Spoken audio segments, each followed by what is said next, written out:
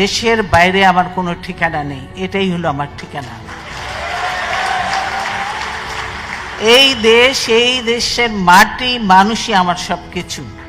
অনেক দিন আপনারা দেখেছেন যে পরিবার থেকে আমরা দূরে রয়েছি, সেজন্যই আমি পরিবারের সঙ্গেই এবার সময় কাটানোর জন্য এখানে এসেছি এবং আমি আমার চিকিৎসা করেছি। আল্লাহর রহমতে আমি ভালো আছি, সুস্থ আছি।